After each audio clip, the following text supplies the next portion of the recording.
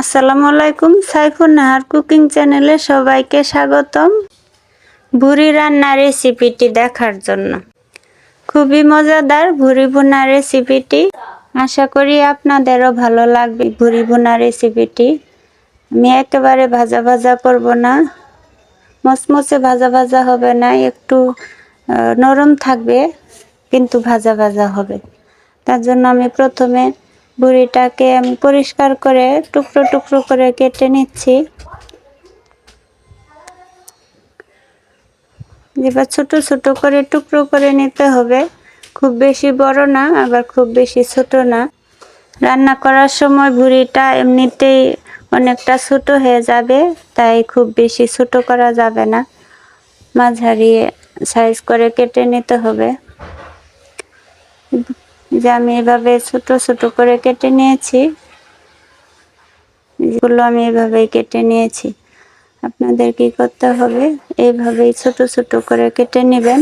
এখন আমি পরিষ্কার পানি দিয়ে কয়েকবার 3-4 বার আমি পানি পাল্টে পাল্টে দিয়ে নেব।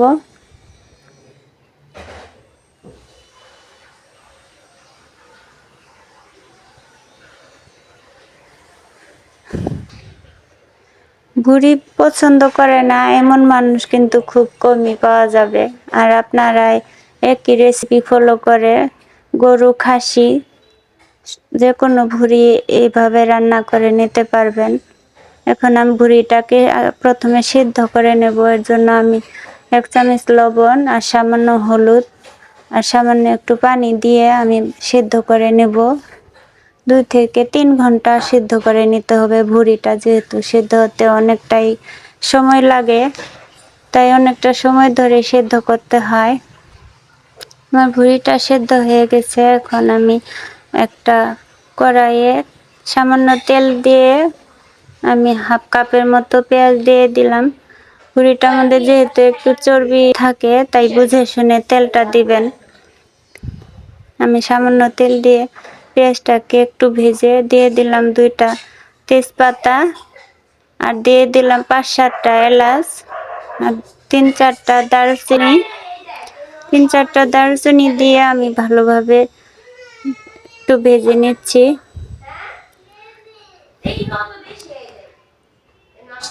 পেঁয়াজটা ভাজা হয়ে গেলে আমি দিয়ে দেব 1 টেবিল চামচ রসুন বাটা আর 1 টেবিল চামচ আদা বাটা। ভুড়িতে কিন্তু একটু মশলাটা বেশি লাগে, কারণ ভুড়িতে একটা স্মেল আছে। আপনারা এইভাবে যদি রান্না করেন তাহলে কোনো স্মেল পাবেন না। আদা রসুনটা একটু তেলে ভেজে আমি সামান্য পানি দিয়ে দিয়েছি। এখন দিয়ে দিচ্ছি 1/2 চামচ হলুদ গুঁড়া আর ভরে 1 চামচ দিয়েছি আমি ধনিয়ার গুঁড়া আর দিয়েছি 1 চামচ লাল মরিচের গুঁড়া, দিয়েছি সামান্য লবণ। লবণটা যেহেতু আমি আগেই দিয়ে সেদ্ধ করেছি, তাই বুঝে শুনে নেবেন। আর দিয়ে দিয়েছি আমি জিরার গুঁড়া 1 চামচ আর দিয়েছি গরম মশলা 1/2 চামচ। সেটা আমি দেখাতে পারি নাই, তার জন্য দুঃখিত।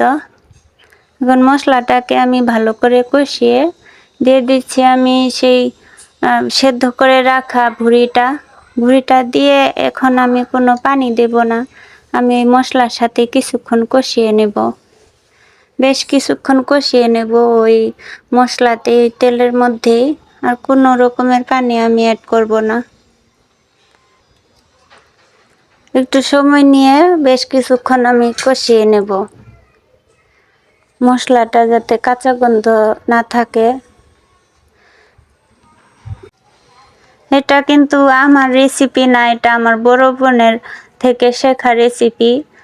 ভুড়িটা এভাবে রান্না করলে কিন্তু খেতে বেশ মজা হয়। আমার বড় বোন এভাবেই রান্না করে, আমিও তাই তার রেসিপিটা ফলো করে আমিও এভাবেই করি।